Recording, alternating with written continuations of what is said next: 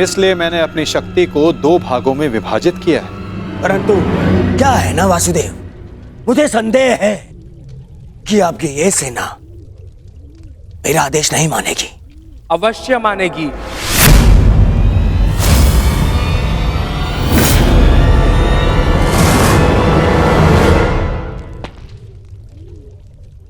क्योंकि मैं नारायणी सेना का नेतृत्व करूंगा। मैं हस्तिनापुर की ओर से युद्ध में भाग लूंगा और नारायणी सेना का सेनापति बनकर निर्देश दूंगा।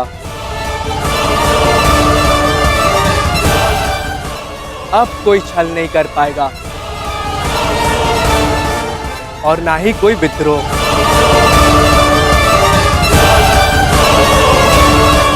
अब तो आपके मन में कोई संदेह नहीं है ना स्वसुर श्री? अब कोई संदेह नहीं।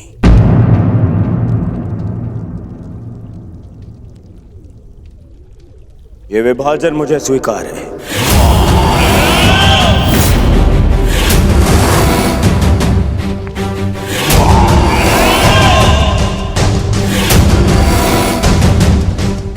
हस्तिनापुर नारायणी सेना की प्रतीक्षा करेगा।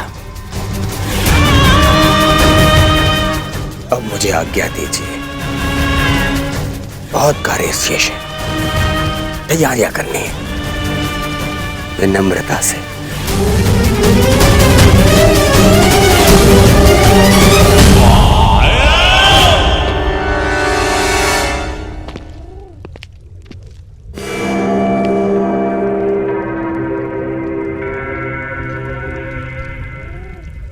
तुमने ऐसा क्यों किया पार्थ? मेरे समर्थन के लिए इतना बड़ा त्याग? मुझे ऐसा कुछ नहीं चाहिए माता जो मुझे आपसे दूर करे। ऐसी नारायणी सेना से क्या लाभ जिसमें नारायण ही ना हो? ये धर्म युद्ध है माता, और धर्म वहीं खड़ा होगा जहां आप होंगे।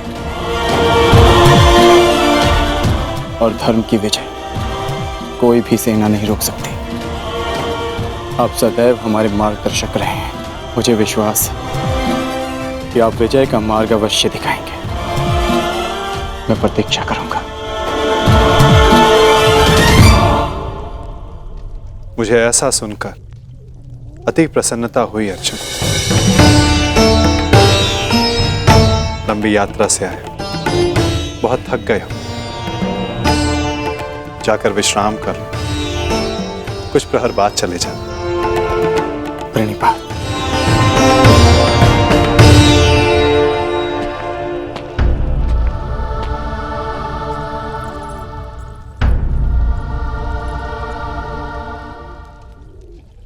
मुझे क्षमा कर दीजिए पिताश्री। मैंने आपको पक्षपाती समझा। मुझसे बहुत बड़ी भूल हो गई। ठीक कहा था आपने, आप लोगों को नहीं चुनते, लोग आपको चुनते हैं।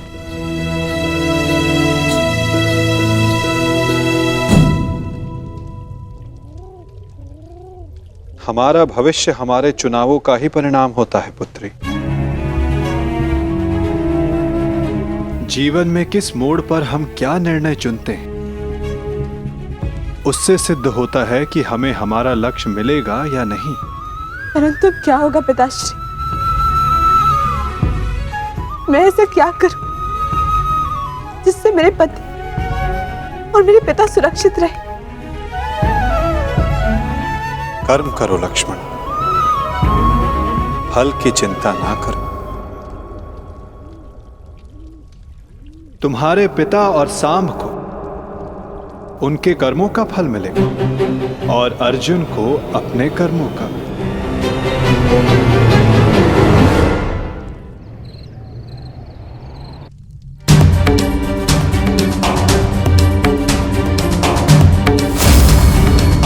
मैं भी इस युद्ध में सम्मिलित होना चाहता हूं। मैं अपना निर्णय ले चुका हूं और अपना पक्ष भी चुन चुका हूं। जिस ओर मेरा मित्र सांब होगा।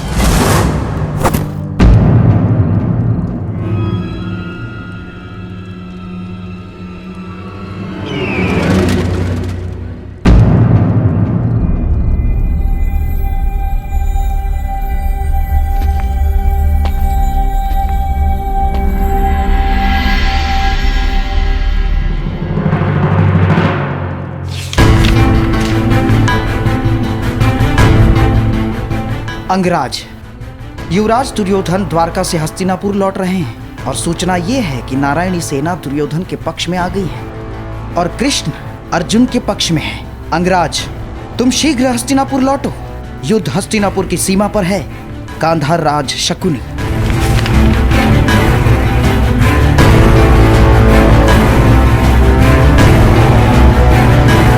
ये तुमने कैसी मूर्खता कर दी मित्र, कैसी मूर्खता कर दी तुमने।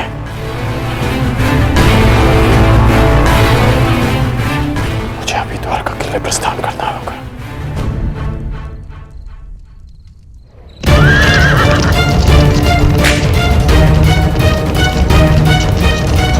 पिताश्री, ये अचानक कहां जा रहे हैं?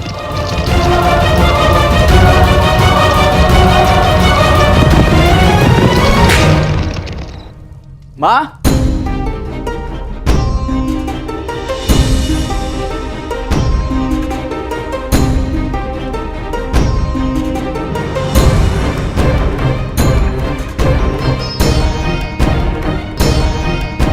एक बार पुनः अपने कर्तव्य के लिए अपने परिवार को छोड़कर जा रहे हैं पिताश्री।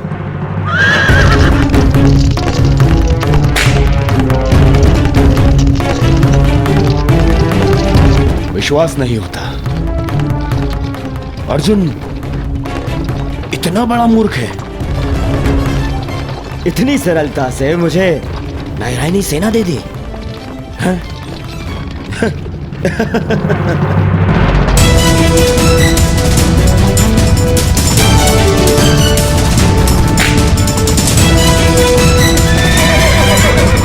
सारथी रोको। वेद,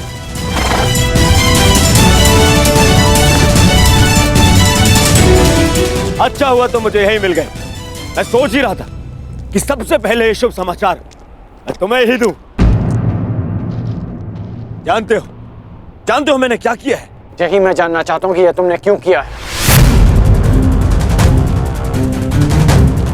प्रतीत होता है कि तुम्हें सूचना पहले ही मिल गई है, परंतु तुम दुखी क्यों?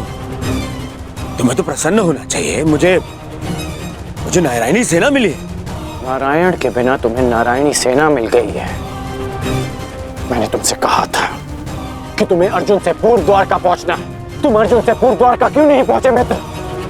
अरे तुम्हें मिथ्या बोध हुआ है। मित्र, अर्जुन से पूर्व द्वारका पहुंचा था। क्या? तो फिर ऐसा क्यों हुआ? अरे क्या हुआ मित्र? कुछ अनुचित नहीं हुआ है, सब हमारे हित में हुआ। हम दोनों को बराबर का अवसर मिला था, कृष्ण या नारायणी सेना चुनने का। उस मूर्ख ने नारायणी सेना छोड़कर कृष्ण को चुना और मैंने भी उसकी मूर्खता के लिए उसे रोका नहीं। और क्यों रोकता? हा? पहले अवसर उसे मिला, जबकि पहले मैं पहुंचा था। और तुमने वासुदेव को नहीं चुना। ये क्या किया तुमने? तुमने वासुदेव को क्यों नहीं चुना मित्र?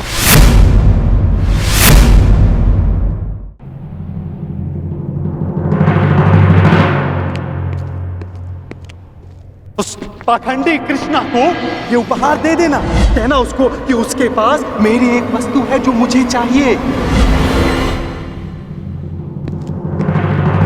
तुम्हें चिंता करने की कोई आवश्यकता नहीं है मित्र। अब हमारा सामना कोई नहीं कर सकता है। हमारे पास संसार की सबसे बड़ी और सबसे ताकतवर सेना है, नारायणी सेना, जो आज तक कभी पराजित नहीं हुई।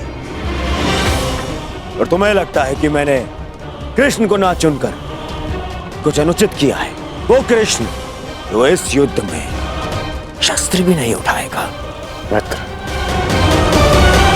तुम जानते हो कि नारायणी सेना आज तक अपराजित क्यों रही है? वो अपराजित रही है केवल वासुदेव के कारण। और आज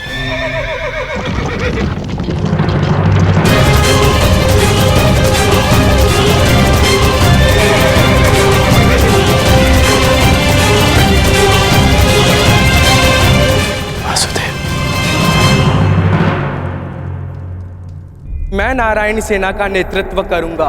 मैं हस्तिनापुर की ओर से युद्ध में भाग लूंगा। अब ना ही कोई छल कर पाएगा और ना ही कोई विद्रोह।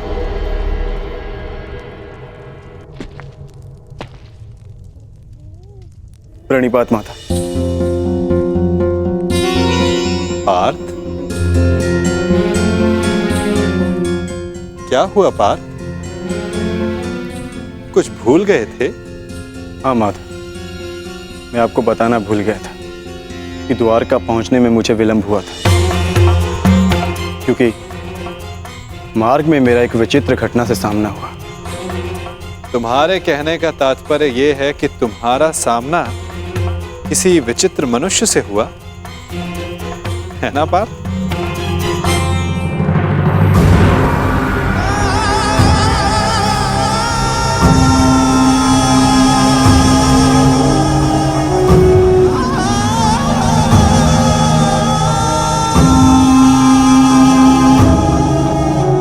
मैं यहाँ तुम्हारा ही तो कार्य करने आया था युवराज दुर्योधन। मैं वासुदेव, पौंड्रक वासुदेव। पौंड्रक वासुदेव, यही नाम बताया ना उसने?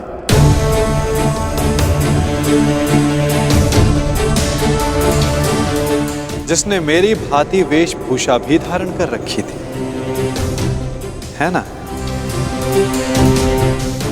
हाँ, आप जानते हैं मैं भी कैसा प्रश्न पूछ रहा हूं, भला आपसे क्या छिपा है? परंतु मेरी समझ में यह नहीं आता कि वो पाखंडी आपके रूप में प्रस्तुत होकर सबको भ्रमित कर रहा है और आप शांति की आशा में कभी कभी शांत बैठना भी पड़ता है पार्थ।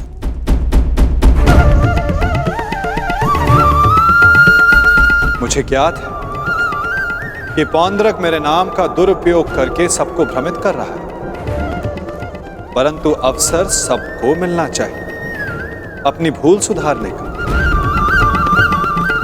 वही अवसर जो मैं सबको देता हूं, वही अवसर जो मैंने शिशुपाल को दिया था, वही अवसर जो मैंने कंस मामा को भी दिया था। और यदि मनुष्य अपनी भूल ना सुधारे तो उचित समय आने पर उसे अपने कर्मों के फल अवश्य मिलते हैं पार्थ।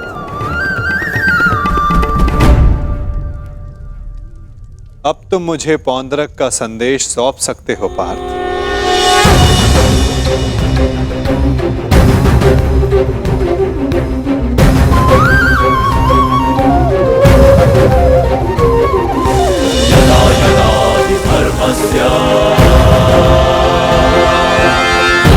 भवति भारत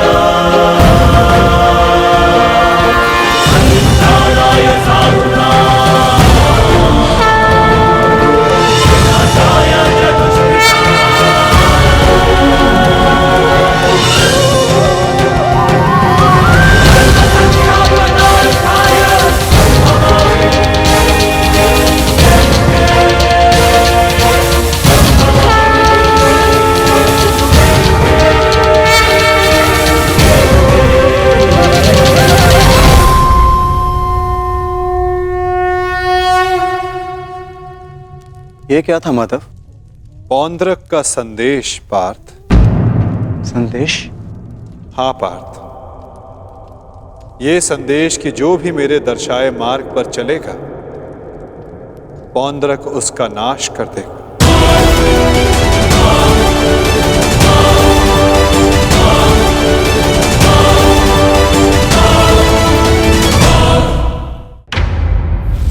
ये वासुदेव नहीं है। कौन है ये मित्र? हमारे मित्र का मित्र है ये पौंड्रक, पौंड्रक वासुदेव। इन्हीं की सहायता से मैं अर्जुन से पूर्व द्वारका पहुंचा और नारायणी सेना को अपने पक्ष में कर पाया। इसका श्रेय मामा श्री की तीव्र बुद्धि को जाता है मित्र। उन्हीं ने पौंड्रिक को संदेश भेजा कि वो अर्जुन के मार्ग में बाधा उत्पन्न करे। इन्होंने अर्जुन को रोका और उसी कारणवश मैं अर्जुन से पूर्व द्वारका पहुंच पाया। अर्जुन को मार्ग से भटकाने का पूरा प्रबंध कर दिया है मैंने। तो तुमने फिर से छल किया। छल? छल मैंने नहीं, उन्होंने किया। युधिष्ठिर के स्थान पर अर्जुन को भेजकर मैंने तो केवल उन्हें उत्तर दिया है। मित्र, उन्होंने जो किया उसे छोड़ो, परंतु तुम्हें अवसर मिलने पर भी तुमने वासुदेव के स्थान पर नारायणी सेना को चुना। इसे मूर्खता कहते हैं। मूर्खतापूर्ण बातें तो तुम कर रहे हो अंगराज। वासुदेव तो दुर्योधन के ही पक्ष में है। मैं हूं वास्तविक वासुदेव। पौंड्रक वासुदेव दुर्योधन के ही पक्ष में है। मुझे तुम पर दया आती है अंगराज, दया आती है तुम पर कि मुझे समक्ष पाकर भी तुम उस छलिए कृष्ण की माया में उलझे हुए हो। समझ ही नहीं आता कि ऐसी क्या माया डाली उस छलिए कृष्ण ने कि तुम सत्य देखने को प्रस्तुत ही नहीं हो। पौंड्रक, पौंड्रक वासुदेव है मेरा नाम। पूरा नाम तो लेना सीखो अंगराज। खेद है मुझे, खेद है कि तुम एक मनुष्य की पहचान करने में असमर्थ हो। तुम अपने युद्ध के लिए अपनी सेना में एक पाखंडी को चुनना चाहते हो। उस पाखंडी कृष्ण को चुनना चाहते हो तुम। अरे ऐसा क्या है उस छलिए पाखंडी कृष्ण में जो तुम सब सारे लोग उसकी ओर खींचे जा रहे हो? क्या समस्त संसार में केवल एक ही मायावी रह गया है? हाँ?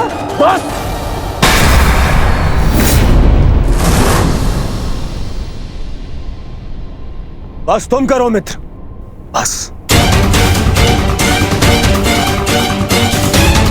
मुझे कृष्ण की वो विशाल सेना चाहिए थी जो मुझे मिल गई। वैसे भी वो निहत्था निशस्त्र कृष्ण मेरे किस काम का है? हाँ, सत्य कहा दुर्योधन, सत्य कहा। वो छलिया कृष्ण किसी काम का नहीं।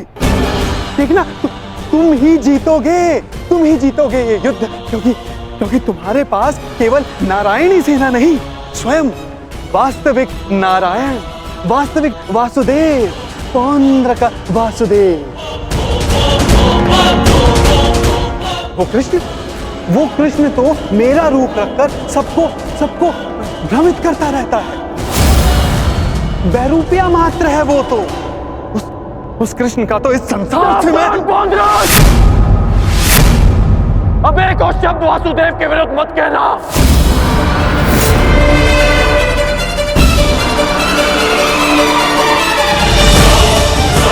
वो कृष्ण तो मेरा रूप रखकर सबको भ्रमित करता रहता है। बैरूपिया मात्र है वो तो। उस कृष्ण का तो इस संसार से मैं... अब एक और शब्द वासुदेव के विरुद्ध मत कहना, अन्यथा क्या अंगराज? हाँ? मार डालोगे मुझे? मार डालोगे?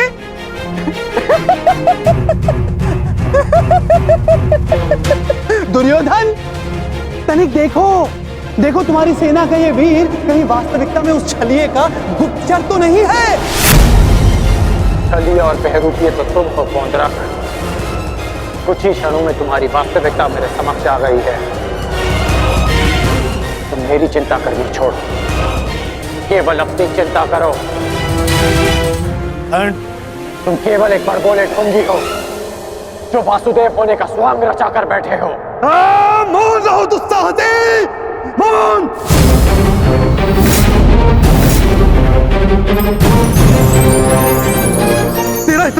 बात कि तू मुझे पौंद्र वासुदेव को ढोंगी कहता है, मूर्ख। शांत हो जाओ मित्र, शांत हो जाओ। पौंद्रक, कांड का यह तात्पर्य नहीं था। मेरा यही तात्पर्य था। ये ढोंगी है।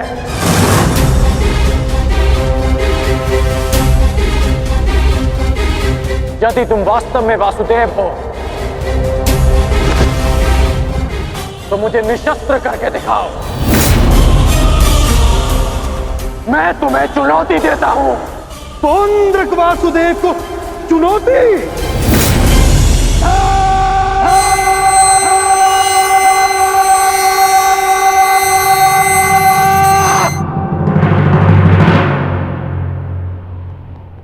ऐसे खड़े खड़े देख क्या रहा है तू, मूर्ख? हाँ, मेरे साथ युद्ध कर। मेरे हाथों मरेगा, तुझे मोक्ष मिलेगा। हाँ, जिस प्रकार आज मैं तेरा अंत करने वाला हूं, उसी प्रकार मैं उस कृष्ण का भी अंत करूंगा, उस रणछोड़ का। जो रासलीला के नाम पर स्त्रियों को भ्रमित करता है, जो बाल क्रीड़ा के नाम पर स्त्रियों के वस्त्र चुराता है, जो स्वयंवर से स्त्रियों का हरण करता है, उस कृष्ण का पक्ष ले रहा है तू। उसके लिए तू मुझसे युद्ध कर रहा है। उस कृष्ण का भी मैं वध करूंगा, पहले तेरा, उसके बाद उसका।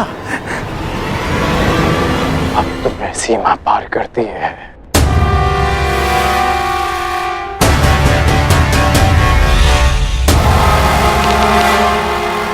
नहीं मित्र, नहीं मित्र,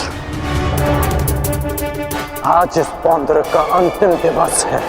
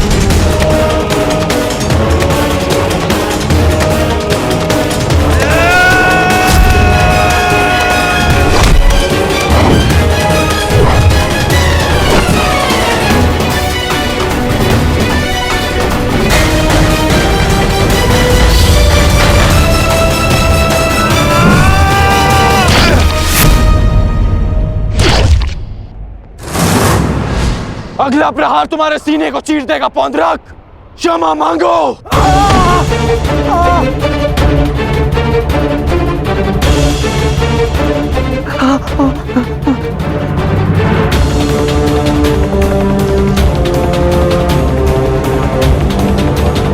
अब बोलो, क्या कह रहे थे तुम?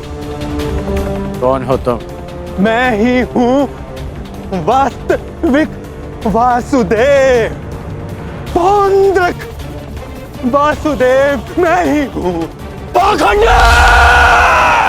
नहीं कर मित्र, नहीं नहीं मित्र। रुक जाओ अंगराज।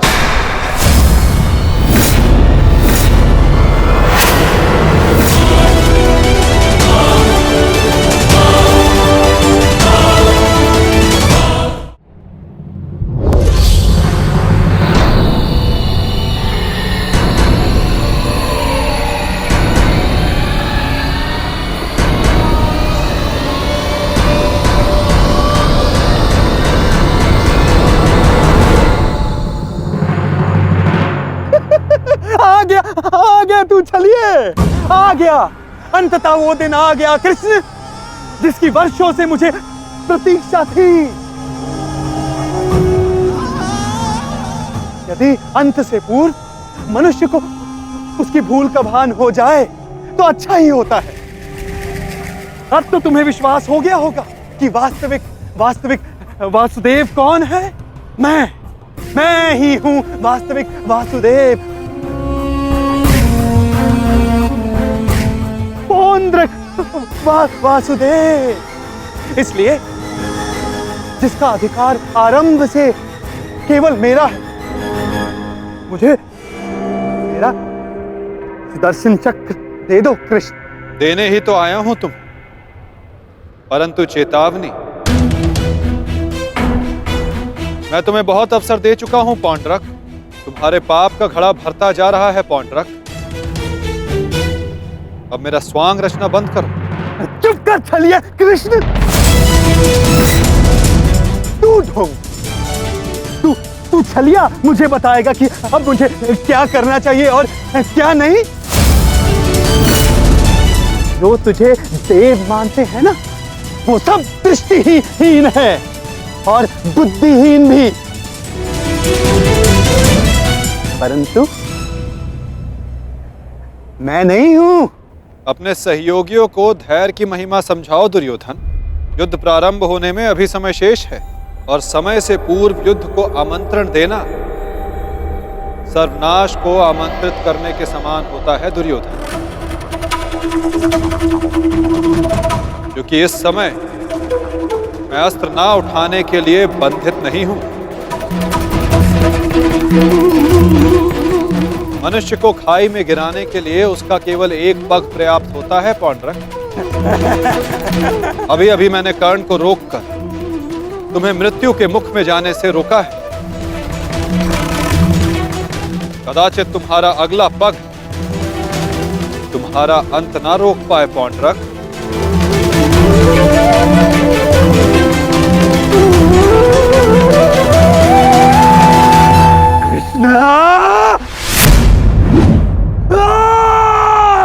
बंद कर ये भाषण छलिए।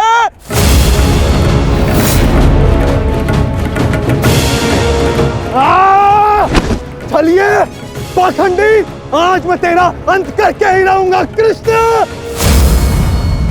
धैर्य रखो मित्र, क्रोध मुझे भी आ रहा है। अपने क्रोध को युद्ध के लिए बचा के रखो।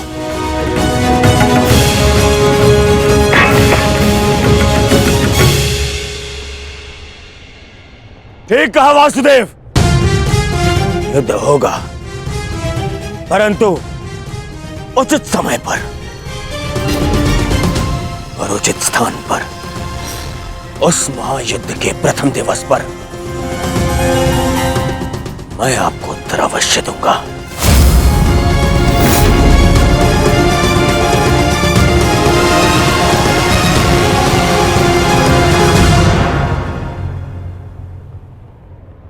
तुम चोटिल हो मित्र, आओ तुम्हें तुम्हारे शिविर पर छोड़ दूं। आओ।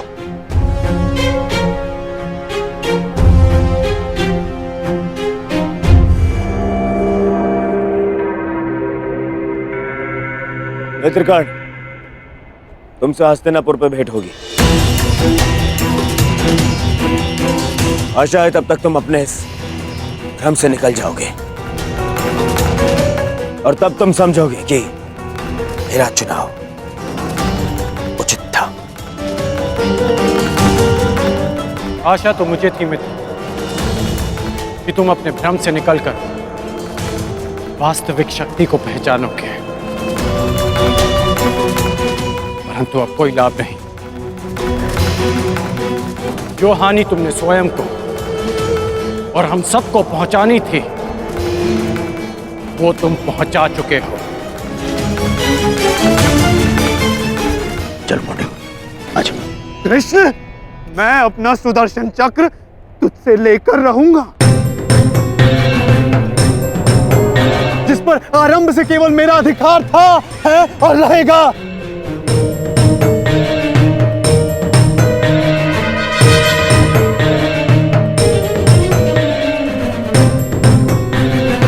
चलो सारथी।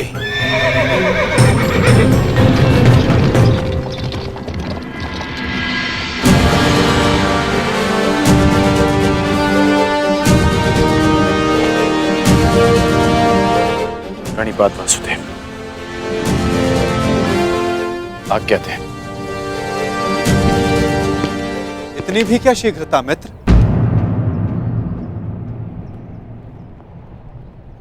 सारथी रह चुका हूं तुम्हारा। आज भी अपने रथी का मन पढ़ सकता है ये नटवर। समझता हूं कि तुम व्यथित हो। क्या अपने मन की बात अपने सारथी से नहीं कहोगे तुम?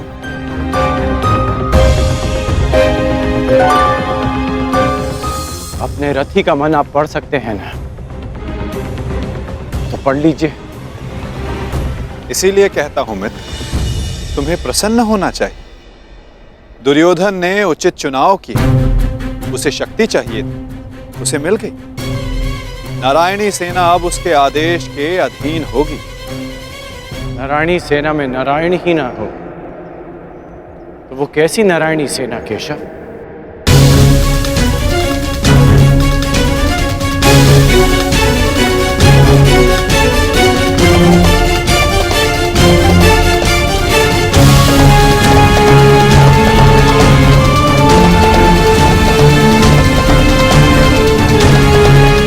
जो दुर्योधन ना पहचान सका वो आप जानते हैं, और उसे मैं भी देख सकता हूं। जिस क्षण उसने आपको त्याग कर सेना को चुना, उसी क्षण उसने विजयश्री थाल में सजाकर पांडवों को भेंट कर दी।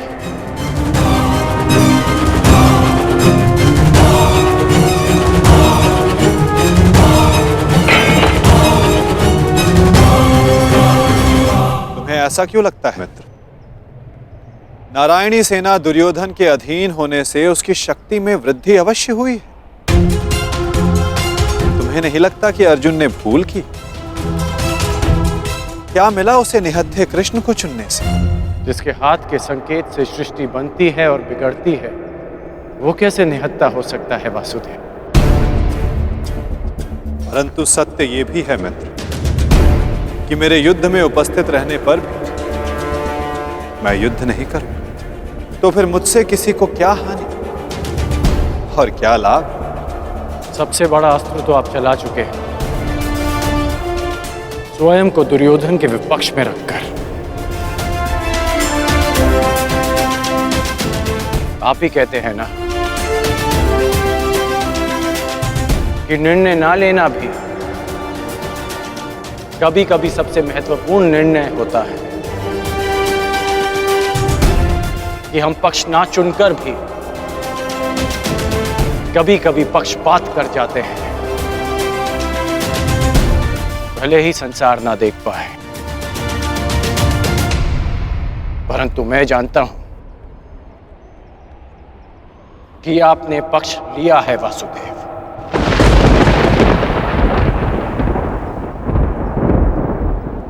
नहीं मित्र, मैं किसी का पक्ष नहीं लेता, ना किसी को चुनता हूं। लोग मुझे चुनते हैं या छोड़ते हैं। मानता हूं कि आपने किसी को नहीं चुना, परंतु आपने दुर्योधन को बाध्य किया कि वो आपको ना चुने।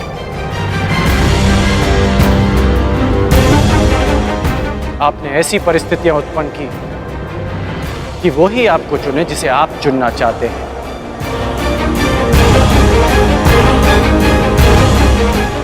क्या ये एक प्रकार का पक्षपात नहीं वासुदेव? तुम्हारी यही प्रवृत्ति मुझे भाती है मित्र, और तुम्हें सबसे भिन्न बनाती है। तुम बुद्धिमान हो और स्पष्टवादी भी।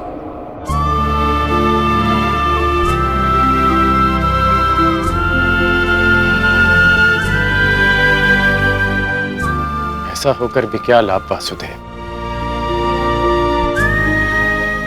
जब मैं आपका साथ ना पा सका।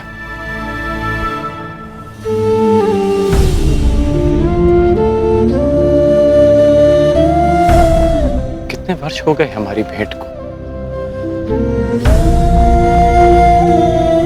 जब से हम मिले हैं हमारे पक्ष सदा भिन्न थे, परंतु हमारी सोच एक थी वासुदेव। फिर आपने ऐसा क्यों किया? मैंने ऐसा क्या किया मित्र?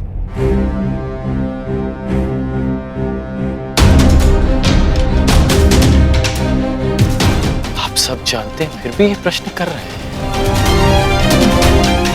अब तो मान जाइए कि आप पक्षपाती हैं। कैसा पक्षपात अंगराज? विराट नगर में मैंने कौरवों और पांडवों को समान अवसर दिए कि द्वारका आकर मुझसे पहले जो समर्थन की मांग करेगा मैं उसी का समर्थन करूंगा। विराट नगर में जब आपने वचन दिया वहां सब उपस्थित थे, परंतु द्वारका में जो घटित हुआ वो केवल दुर्योधन और अर्जुन ही जानते हैं। दुर्योधन को केवल आपने भ्रम दिया और शक्ति दी अर्जुन को।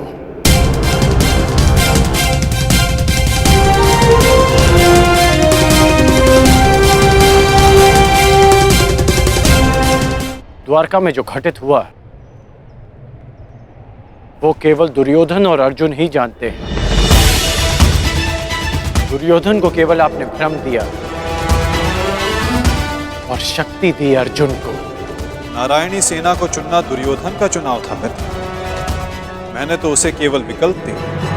अब दुर्योधन ने क्या चुना ये तो उसका निर्णय है। इसमें मैं क्या कर सकता था? आप जो कर सकते थे आपने किया माधव, और उसका परिणाम वही हुआ जो आप चाहते थे। यदि आप पक्षपाती नहीं होते तो अर्जुन को देखते ही आप उससे पूछते हैं कि वो युधिष्ठिर के स्थान पर वहां क्या कर रहा है, परंतु आपने ऐसा नहीं किया। यदि तुम दुर्योधन के चुनाव पर निराश हो तो खेल मैंने नहीं, उसके दम, उसके लालच, उसके अहंकार ने खेला है मित्र। आप भी भली भांति जानते हैं कि दुर्योधन युधिष्ठिर से कहीं अधिक सक्षम शासक है। इस समय भारत को शासक की नहीं, धर्म की आवश्यकता है, धर्मराज की आवश्यकता है मित्र। फिर भी मैंने तुम्हारे तथाकथित सक्षम शासक को विकल्प दिए मित्र, जो विकल्प चुनने में ही चूक गया। वो कैसा सक्षम शासक मित्र? और मेरे विकल्प का क्या? आपने मुझे विकल्प क्यों नहीं दिया? कौरवों और पांडवों के मध्य आपने मुझे क्यों छोड़ दिया? क्या आपकी दृष्टि में मेरा कोई महत्व नहीं केशव? मैंने तो सदैव तुम्हें विकल्प दिए मित्र। अब तुमने ही मुझे नहीं चुना तो उसके लिए तुम स्वयं उत्तरदायी। मैंने तो वर्षों पहले तुम्हारा सारथी बनना स्वीकार किया था मित्र, परंतु तुमने ही अलग मार्ग चुना। मैं तुम्हें सदा धर्म के लिए लड़ते देखना चाहता था, परंतु तुमने सदैव दुर्योधन के छल का साथ दिया। परंतु अब भी कुछ नहीं बिगड़ा, तुम्हारे लिए अब भी अवसर शेष है मित्र। तुम मनुष्य श्रेष्ठ हो, परंतु अनुचित स्थान पर। उचित स्थान का चुनाव करो मित्र। ये विकल्प नहीं है माधव, और यदि आप इसी को विकल्प कहते हैं तो आप ऐसा विकल्प मुझे अनेक बार दे चुके हैं, और मैंने सदा आपसे कहा कि ऐसा संभव नहीं है। मुझे इस बात का खेद रहेगा कि आप मेरे साथ नहीं होंगे, परंतु ये खेद मैं अपने मित्र को नहीं होने दूंगा, जिस मित्र ने मुझ पर विश्वास किया। आप अपना धर्म निभाइए और मैं अपना ऋण चुकाऊंगा वासुदेव।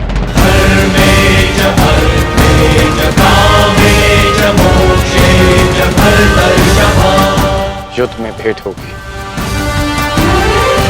प्रणिपात वासुदेव।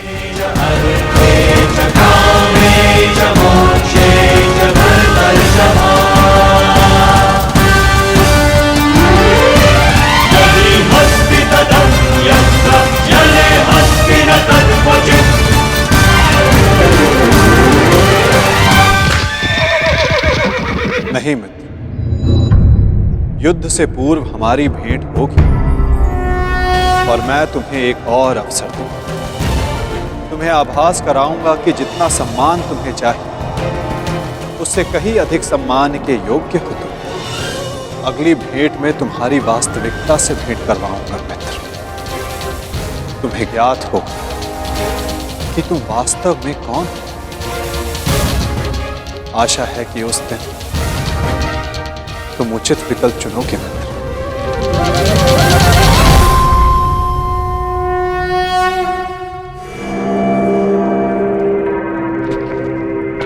अमश्री,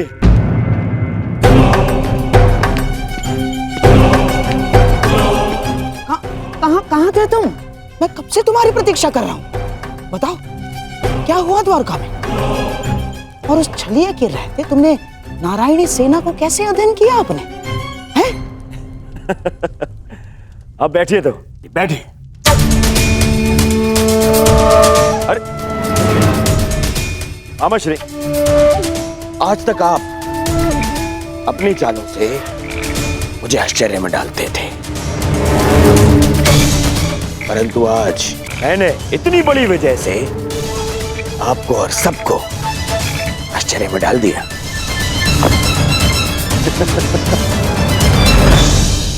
सब इतने प्रसन्न है मेरे इस निर्णय से, सवाए मेरे मित्र कर्ण के। समझ में नहीं आता उसे अभी भी ऐसा क्यों लगता है कि मुझे सेना को छोड़ के उसने हत्या कृष्ण को चुनना चाहिए था।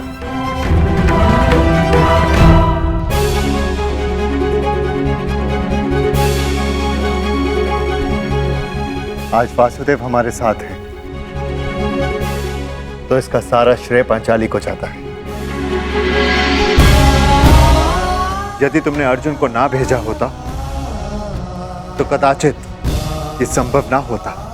आपका मेरे प्रति इतना विश्वास मेरे लिए बहुत सम्मान की बात है आर्य, और मुझे भी पूर्ण विश्वास है कि आप हस्तिनापुर के लिए अधिक योग्य शासक सिद्ध होंगे। अरे कोई जाओ, समझाओ, बताओ उसे कि कितनी बड़ी भूल कर रहा है वो। भूल तो तुम कर रहे हो दुर्योधन।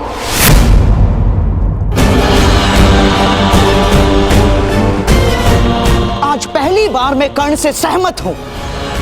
तुम्हें नारायणी सेना के स्थान पर कृष्ण को ही चुनना था। ये क्या कर लिया तुमने? अरे मैंने क्या किया मामाश्री? उस कृष्ण ने वहां वचन दिया कि वो युद्ध में अस्त्र नहीं उठाएगा, तो फिर मैं नारायणी सेना को छोड़कर उसने हत्या कृष्ण को चुनकर क्या कर लेता? अब हमारे विरुद्ध पूरी नारायणी सेना होगी जो हर प्रकार की व्यूह रचना में निपुण है। हमें अपने सैनिकों को श्रेष्ठ प्रशिक्षण देना होगा। तब तक माधव हमारे साथ है नकुल। हमें किसी बात की चिंता करने की कोई आवश्यकता नहीं। यदि आज वो हमारे पक्ष में होता तो पांडवों के लिए नहीं, आज वो हमारे लिए रणनीति बनाता, हमारे लिए। उसका वास्तविक अस्त्र तो उसकी नीति ही है। वो कृष्ण कोई साधारण मनुष्य नहीं है ना। अरे महामायावी है वो, महामायावी। वो समय को अपने मुताबिक चलाना जानता है, और इतना ही नहीं, वो अपने पक्ष के अनुसार परिस्थितियां भी बदल देता है। समझ गए? इसीलिए हम आरंभ से चाहते थे कि पांडवों से कैसे अलग कर दिया जाए उस छलिए को, परंतु तुमने इतना बड़ा अवसर गवा दिया। क्या किया ये है? क्या कर दिया ये तुमने? अरे समझ में नहीं आता है मुझे, क्यों सब उस कृष्ण से इतना भयभीत हैं? क्यों? कुछ नहीं बिगाड़ पाएगा वो। अब तो उसकी सेना भी मेरे अधीन है।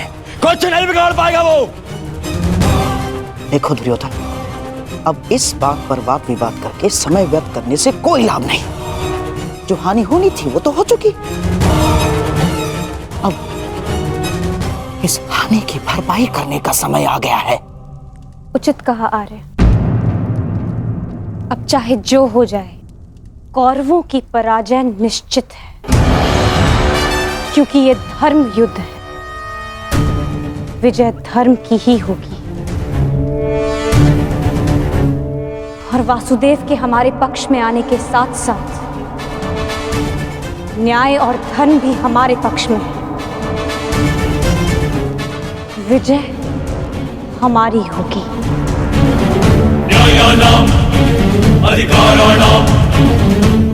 ये महाभारत भारत का नव निर्माण करेगा।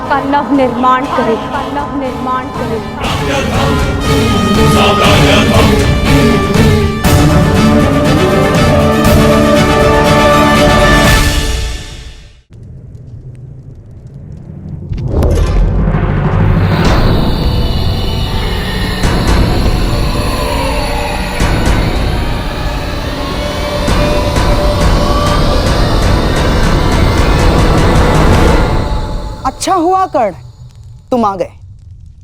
हम तुम्हारी प्रतीक्षा कर रहे थे। हाँ, सभा का आरंभ मैं सबसे पूर्व महाराज धृतराष्ट्र को राजकुमारी लक्ष्मणा के विवाह की बधाई देकर करना चाहता हूँ। बधाई हो महाराज।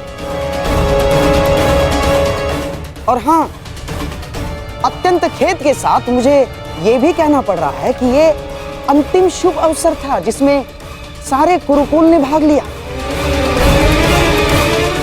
हाँ, क्या पता इस युद्ध के पश्चात कौन जीवित रहेगा और कौन नहीं।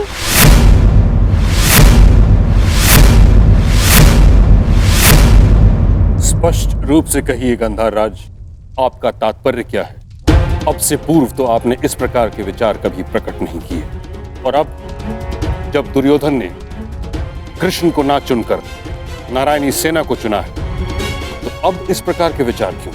आपका प्रश्न उचित है महामहिम, परंतु यदि मैं अपनी भूल स्वीकार भी करता हूं, तो क्या वो भूल मैं सुधार सकता हूं? कर्ण, तुम्हारा इस विषय में क्या कहना है? मेरा मानना है कि हमें वार्तालाप में समय व्यर्थ नहीं करना चाहिए। हमें अपनी सेना को प्रशिक्षण देकर उन्हें और शक्तिशाली बनाना होगा। अपनी सेना में अधिक से अधिक महान योद्धाओं को एकत्रित करना होगा। मेरा एक और मानना है कि हमें युद्ध के लिए तत्पर रहना चाहिए।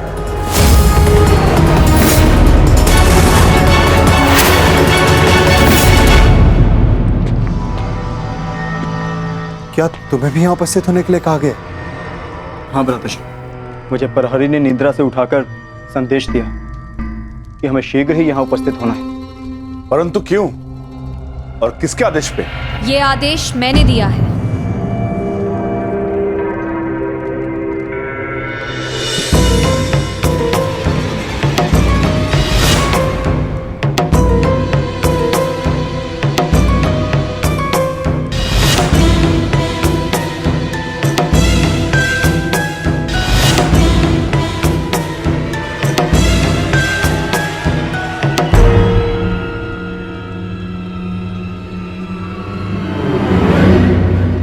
पांचाली, इतनी रात में तुम ये?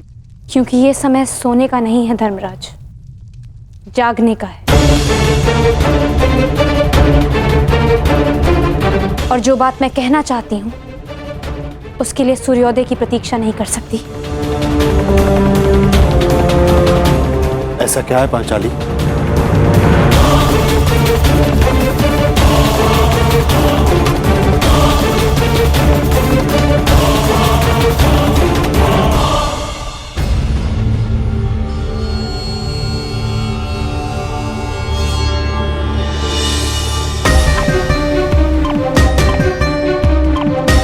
पांचाली, ये तिथि कैसी?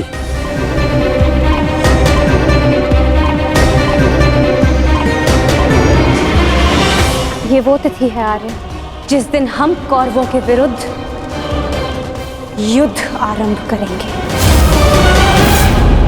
यदि ये युद्ध हुआ तो कितने योद्धा और कितने सैनिक मारे जाएंगे? महाराज, इस तथ्य से सभा में उपस्थित सभी मनुष्य अवगत हैं।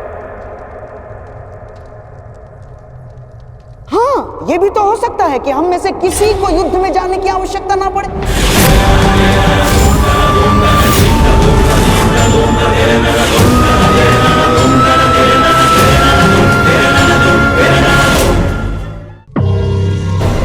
महामहिम, जैसे पुराणों में मैंने पढ़ा है कि स्वयं भगवान भी अपने शत्रुओं को एक अंतिम अवसर देते हैं, तो क्या हम अपने शत्रु को अंतिम अवसर नहीं दे सकते? दे सकते हैं ना महामहिम? गांधार राज, युद्ध होना निश्चित है और होकर ही रहेगा। और इसकी उल्टी गिनती प्रारंभ हो चुकी है।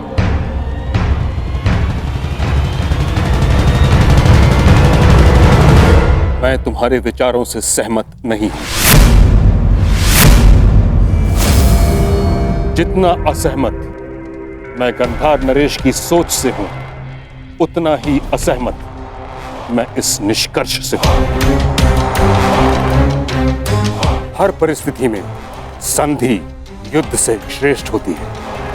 हमें पांडवों से संधि वार्ता कर लेनी चाहिए।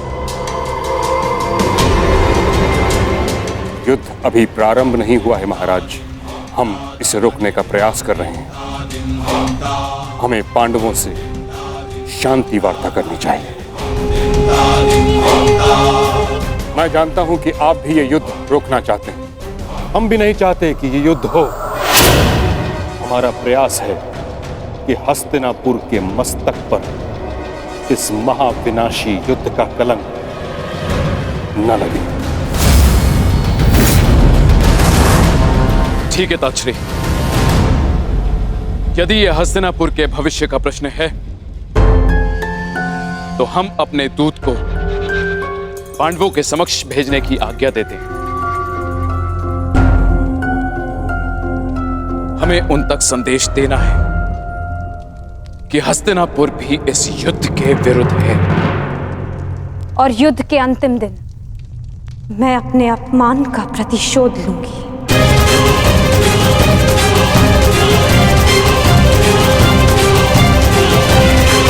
जिस दिन दुर्योधन का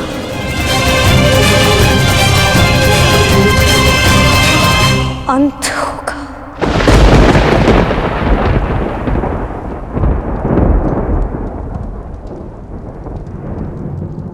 महाराज, ऐसे ये मेरा अंतिम निर्णय है कर्ण। हमें अपनी ओर से एक प्रतिनिधि चुनना होगा। क्या आपके मस्तिष्क में कोई नाम है महाराज? संजय,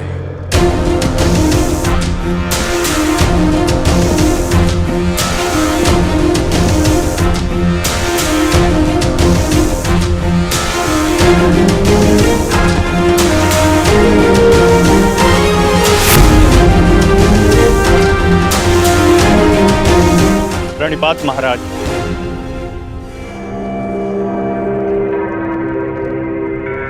मुझे भी संजय के साथ जाने की आज्ञा दीजिए महाराज।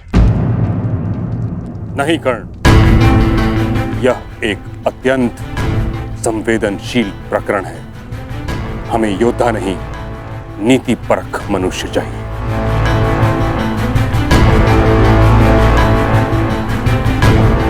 विदुर, तुम संजय के साथ जाओगे।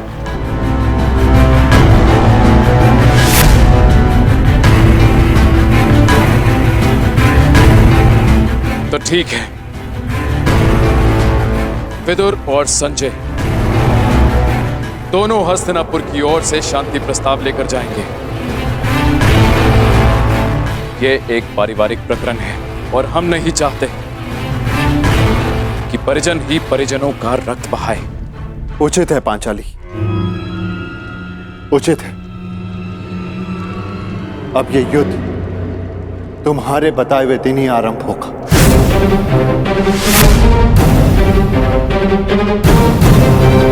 और इसका संदेश हम कौरवों तक पहुंचा देंगे।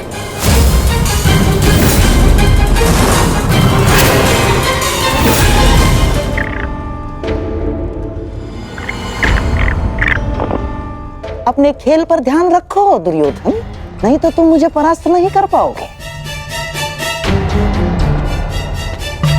क्षमा कीजिए महाश्री, आपके इस अवसर में आपके जितना कौशल नहीं है मेरा, और खेल में मेरा ध्यान नहीं लग रहा है, क्योंकि मुझे समझ में ही नहीं आ रहा है कि आपने ऐसा किया क्यों। मैं पांडवों के समक्ष प्रस्ताव ले जाने के विरुद्ध था, आपने मुझे बाध्य किया। क्यों? आप पांडवों का विनाश नहीं चाहते? आप बदल गए हैं क्या? क्यों आपने पिताश्री को शांति प्रस्ताव ले जाने के लिए मनाया? तुम्हें क्या लगता है दुर्योधन, क्या यह शांति प्रस्ताव युद्ध को रोक पाएगा? कदापि नहीं। अब यह युद्ध होकर रहेगा। इस युद्ध को कोई नहीं रोक सकता। अरे तो फिर संजय और विदुर को शांति प्रस्ताव लेकर क्यों भिजवाया आपने? अरे क्यों ना बताइए ना। बताता, समझो दुर्योधन, जिस प्रकार हम दूत भेजेंगे उसी प्रकार वहां से भी उन्हें दूत भेजना होगा ना। तुम्हें क्या लगता है कौन आएगा दूत बन के पांडवों की तरफ से?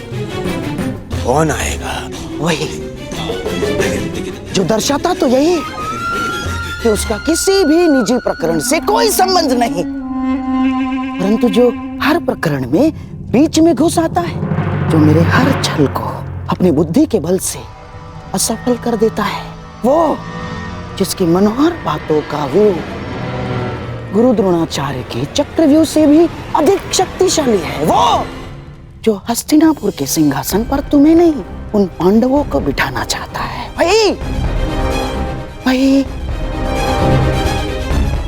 छलिया, वही वासुदेव कृष्ण।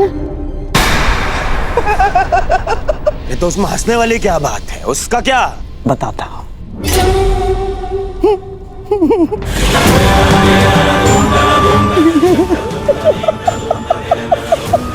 चलिए।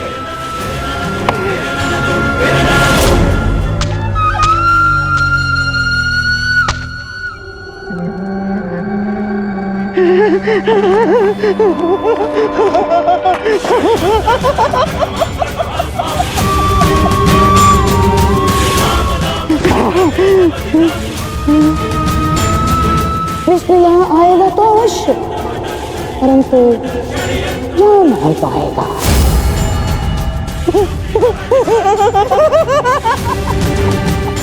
जा नहीं पाएगा।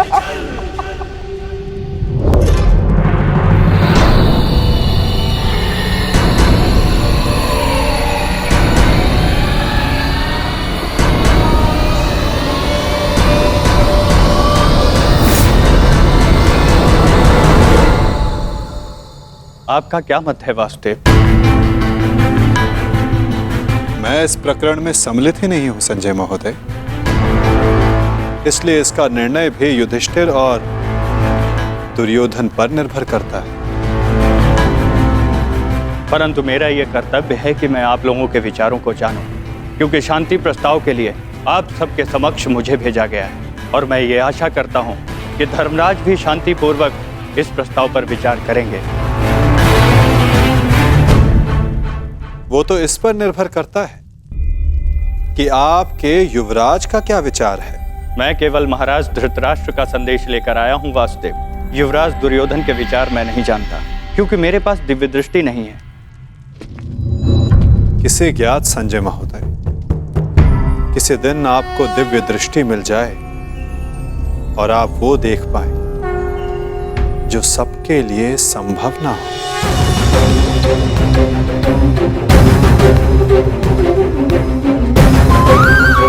धर्मराज, आपके समक्ष हस्तिनापुर से शांति प्रस्ताव आया है।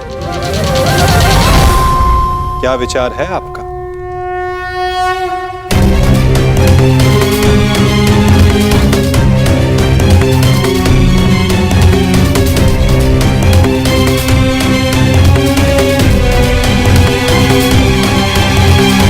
यदि हस्तिनापुर शांति चाहता है तो हमें भी युद्ध करने की कोई ललक नहीं।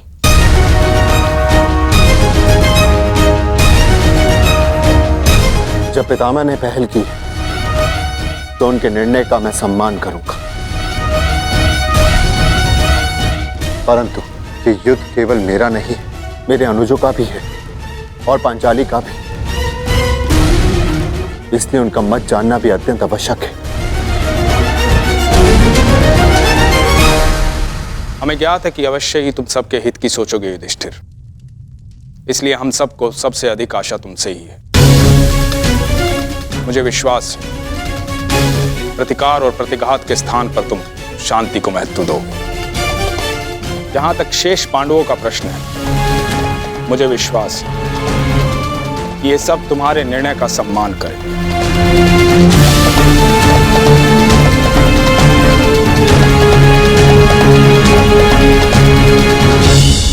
विचार विमर्श करके उत्तर दे धर्मराज,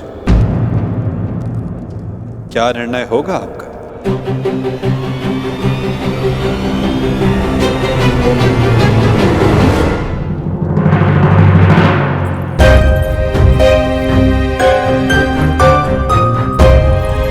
वृषसेन, अरे लक्ष्मणा, कैसी हो? मैं ठीक हूँ, परंतु तुम्हें यहाँ देख के आश्चर्य हुआ। तुम यहाँ कैसे? वो मैं शाम से मिलने आया था। हाँ, परंतु कुमार शाम से पहले मैं तुमसे मिलना चाहती थी। परंतु क्यों? क्योंकि अब केवल तुम ही अपने मित्र को इतनी बड़ी भूल करने से रोक सकते हो। सांब युद्ध में न केवल अपने पिता के विरुद्ध खड़े हो रहे हैं, अपितु वो स्वयं हस्तिनापुर की ओर से नारायणी सेना का नेतृत्व कर रहे हैं। परंतु अभी भी कुछ नहीं बिगड़ा है वृषसेन। सांब तुम्हारा मित्र है, उसे समझाओ, वो तुम्हारी बात कभी नहीं टालेगा। क्षमा चाहता हूं लक्ष्मण। देखो, मैंने सदैव मित्र बनकर तुम्हारी सहायता की है, तुम्हारा पक्ष लिया है, परंतु आज मैं शाम का पक्ष लूंगा। वृषसेन? हाँ लक्ष्मण, मैं बहुत पहले ही निर्णय ले चुका हूं कि शाम जिस भी पक्ष में होगा, मैं सदैव उसी का साथ दूंगा।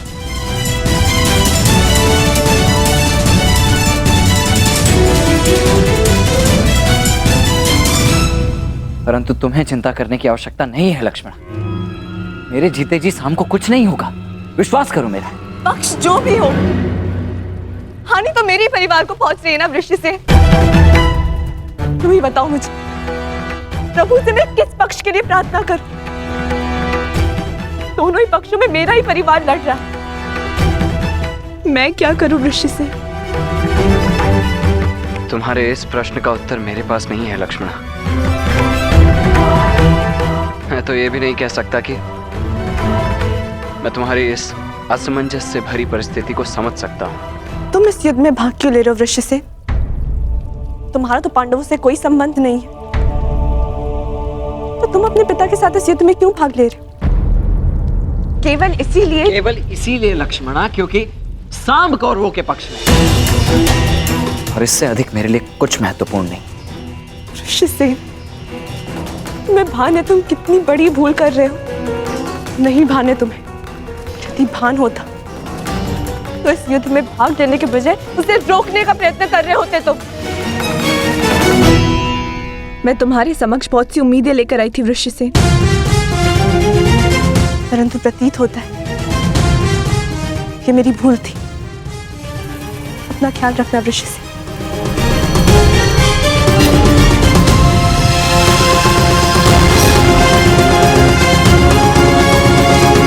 अब मैं तो क्या, कोई भी इस युद्ध को होने से रोक नहीं सकता है लक्ष्मण। तुम्हारा अपमान मुझे स्मरण है पांचाली, परंतु इस महायुद्ध में केवल महाविनाश होगा। दोषियों को दंड अवश्य मिलेगा, परंतु सहस्त्रों लाखों निर्दोषों के प्राण भी जाएंगे। न जाने कितने परिवार बिखर जाएंगे पांचाली, कितने परिवार। और न्याय का क्या धर्मराज? ये युद्ध न्याय का है, और आपकी ली हुई प्रतिज्ञा का क्या? अरे भीम, मैं कुछ नहीं भूला हूं पांचाली, ना ही तुम्हारे अपमान को, ना ही मेरी प्रतिज्ञा को। और जहां तक बात है इस शांति प्रस्ताव की, तो मैं इससे बिल्कुल सहमत नहीं। परंतु पांचाली, हम सब तुम्हारा मत जानना चाहते हैं, क्योंकि यह प्रस्ताव स्वयं पितामह और महाराज के द्वारा भेजा गया है, और इसे ऐसे ही ठुकराया भी नहीं जा सकता। आप भूल रहे हैं वृकोदर, उस सभा में श्रद्धेय पितामह और महाराज धृतराष्ट्र भी उपस्थित थे, और वो भी मेरा अपमान होने से नहीं रोक पाए थे। मुझे लगा था कि वनवास पूर्ण होने के पश्चात हम सबके जीवन का एक ही उद्देश्य है, कौरवों का विनाश।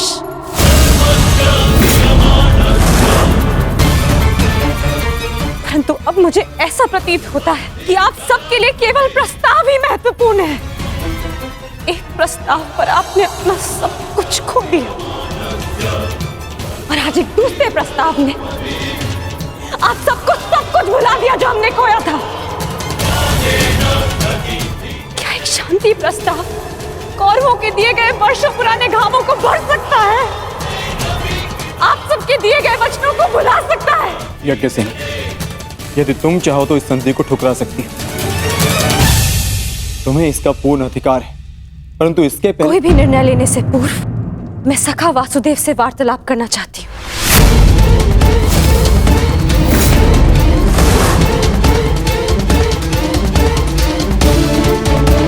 क्या हुआ? सखा कहाँ है? वो हस्तिनापुर के लिए प्रस्थान कर रहे हैं। परंतु क्यों? परंतु क्यों? पांडवों की ओर से शांति दूत बनकर।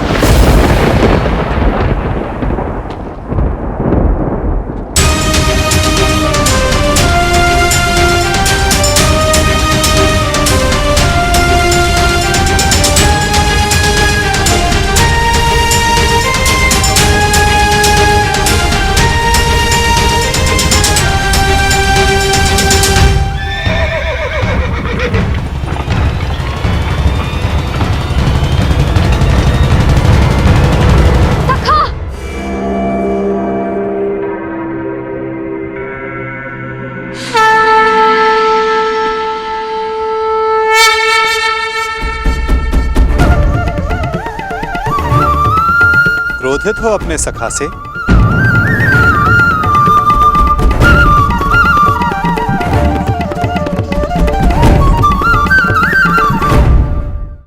क्रोधित हो अपने सखा से?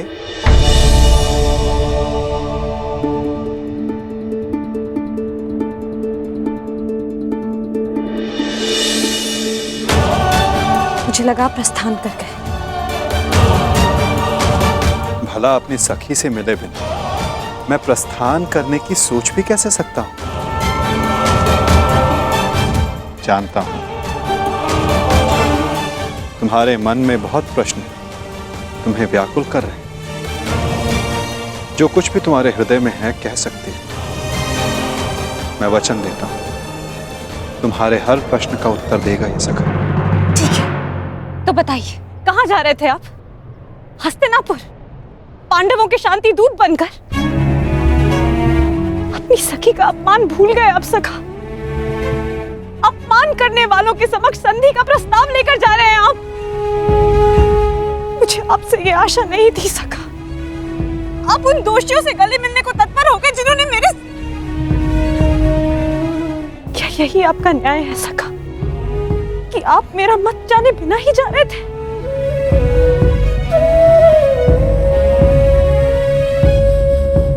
नहीं सखी, ऐसा नहीं।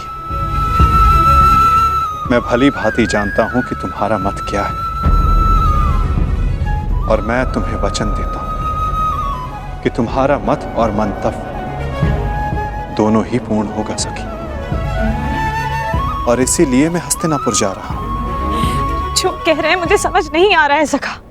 मैं शांति दूत बनकर इसलिए जा रहा हूं सखी क्योंकि पहले संदेश हस्तिनापुर से आया है, परंतु अभी शांति प्रस्ताव स्वीकार नहीं हुआ है।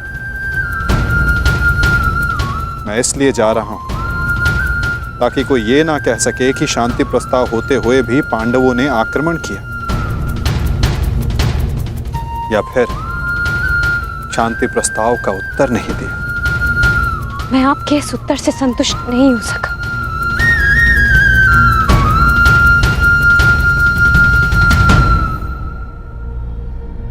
सखी,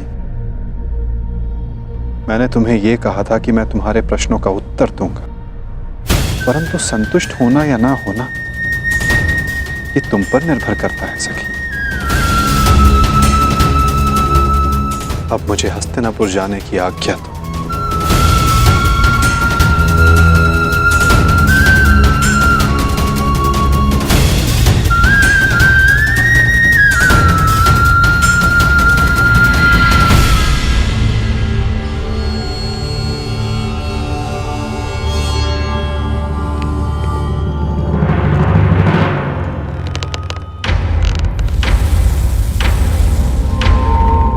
कहाँ थे पुत्र?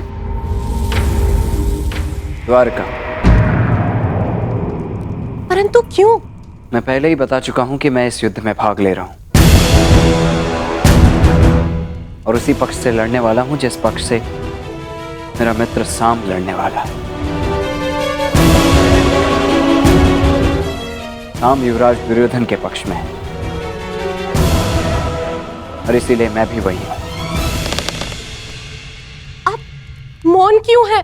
समझाइए, इसे रोकिए। अपने पति को अपने आराध्य वासुदेव के विरुद्ध खड़ा देखना क्या कम था, जो अब मेरा पुत्र भी उनके विरुद्ध खड़ा होगा? नहीं, मैं तुम्हें इस युद्ध में भाग नहीं लेने दूंगी। कुछ नहीं होने दूंगी तुम्हें।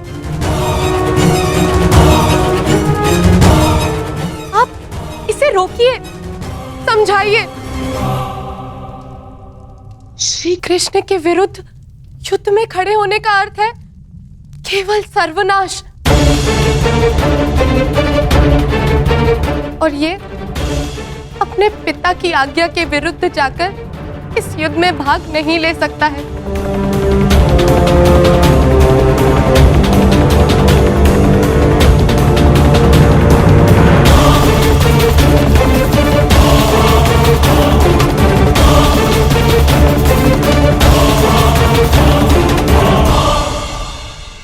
जब तुमने मुझ पर बाण छोड़ा तो तुमने मेरे सीने को लक्ष्य बनाया था,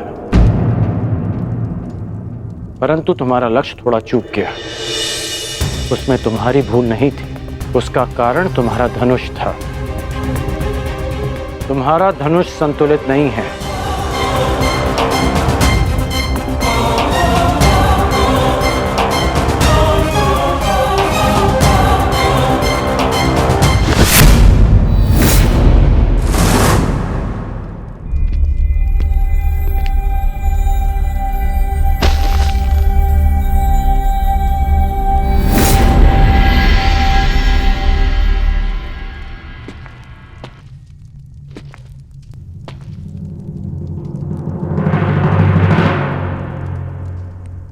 ये बिल्कुल संतुलित धनुष है, इसे मैंने अपने हाथों से बनाया है, जो तुम्हें इसी का प्रयोग करना है।